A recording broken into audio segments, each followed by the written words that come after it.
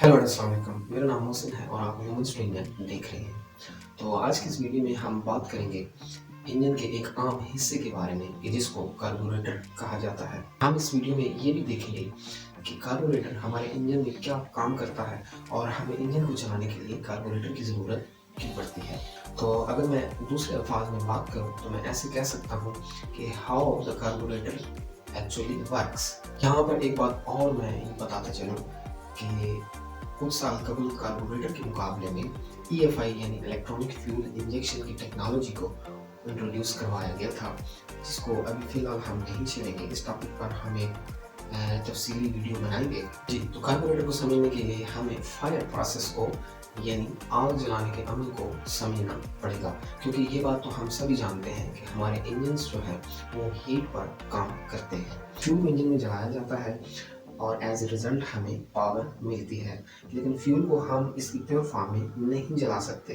Fuel को जलाने के लिए हवा यानी एयर की ज़रूरत पड़ती है।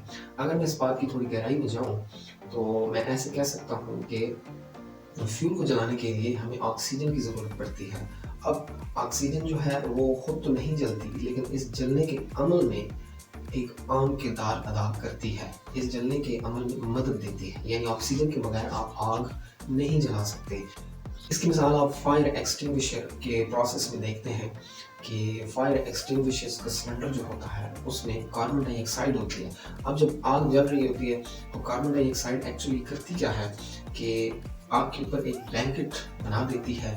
वो ब्लैंकेट ऑक्सीजन की सप्लाई जो है आग को उसको कट ऑफ कर देती है, जिसके रिजल्ट में हम देखते हैं कि आग बुझ जाती है। अगर यहाँ तक बात क्लियर हो गई हो तो अब हम कार्बोरेटर को आसानी से समझ सकते हैं। तो अगर मैं कार्बोरेटर को एक लाइन में डिफाइन करूँ तो मैं यूँ कह सकता हूँ कि कार्बोरेटर एक ऐसा आला है कि जो इंजन को फ्यूल और ऑक्सीजन एक ऑप्टिमम अमाउंट में देता है और इंजन जो है वो अपनी एफिशिएंसी दिखाता है और वर्क करता है।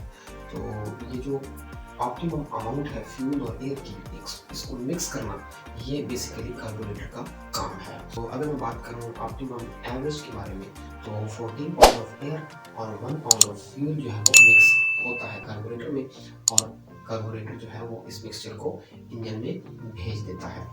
ये तो था कार्बोरेटर का एक मुख्तसर सा तारफ, और अब हम कार्बोरेटर की वर्किंग के बारे में बात करेंगे। कार्बोरेटर एक पाइप के थ्रू इंजन के इनलेट वाल्व के साथ जुड़ा होता है और इंजन का पिस्टन कार्बोरेटर में से हवा को सक करता है। हवा जो है वो इंजन में कार्बोरेटर के पाइप के थ्रू आ जाती है। अब इसमें फ्यूल किस तरह से आएगा, तो इसको समझने के लिए हमें इससे पहले बर्नौलाइज प्रिंसिपल को जानना पड़ेगा।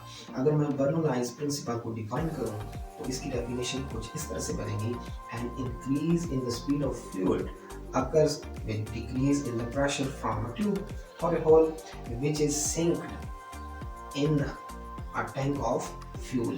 यानी किसी भी फ्लूइड की स्पीड जो है आप उसके प्रेशर को कम करके बढ़ा सकते हैं। जी, तो इस तरह इंजन को फ्यूल और एयर का मिक्सचर जो है वो दिया जाता है। इस एयर और फ्यूल के मिक्सचर को हम मैनुअली एडजस्ट कर सकते हैं, यानी कार्बोरेटर पर लगी गई एडजस्टमेंट से आप एयर और फ्यूल के मिक्सचर को कंट्रोल कर सकते हैं। तो अब हम बात करेंगे कार्बोरेटर के आम पार्ट्स के बारे में। तो कार्बोरेटर जो है वो बेसिकली एक पाइप से बना होता है जो कि सेंटर से थोड़ा पिंच होता है, जिसकी मदद से हवा की वेलोसिटी को इंक्रीज किया जाता है। इस पाइप के बिल्कुल नीचे फ्यूल टैंक होता है जिसमें जेट वाल्व्स लगे होते हैं, और ये जेट वाल्व्स इस पाइप में आकर खुलते हैं। पाइप के एक सिरे पर चॉक वाल्व होता है जबकि दूसरे सिरे पर थ्रोटल वाल्व होता है। कार्बोरेटर के टैंक में एक फ्लोट वाल्व लगा होता है जिसकी मदद से इसमें मौजूद फ्यूल की अमाउंट को कंट्रोल किया जाता है। जब आप इंजन को एक्सेलरेट करते हैं तो एक्चुअली आप क्या करते हैं कि आप थ्रोटल वाल्व को इंक्रीज और डिक्रीज करते हैं।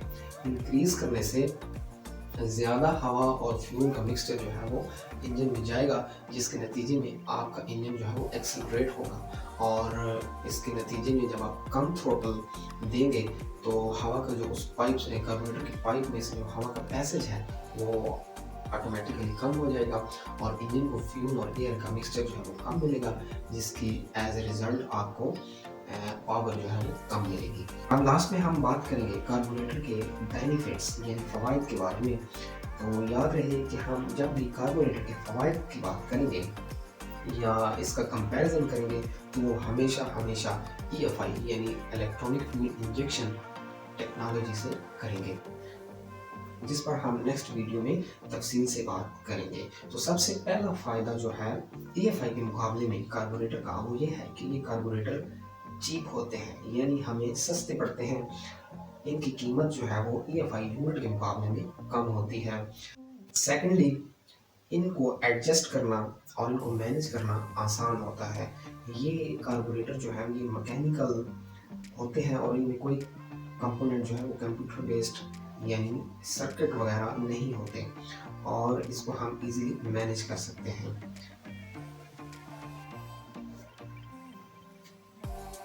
तीसरा जो बेनिफिट है कार्बोरेटर का वो ये है कि हम इसको मैनुअली एडजस्ट कर सकते हैं, यानी हमें इसको एडजस्ट करने के लिए किसी कंप्यूटर की या किसी सेंट्रल प्रोसेसर यूनिट की ज़रूरत नहीं पड़ेगी। हम इसको मैनुअली एडजस्ट कर सकते हैं एज कम्पेयर टू EFI, जिसमें उसको एडजस्ट करने के लिए आपको कंप्यूटर सेंटर या ऑथराइज्ड मशीनरी का इस्तेमाल करना पड़ता है। तो ये तो थी आज की वीडियो। मैं उम्मीद करता हूँ कि ये वीडियो आपको पसंद आई होगी। अब इससे नेक्स्ट वीडियो में हम EFI यानी इलेक्ट्रॉनिक फ्यूल इंजेक्शन की यूनिट पर बात करेंगे। तब तक के लिए अल्लाह हाफिज़।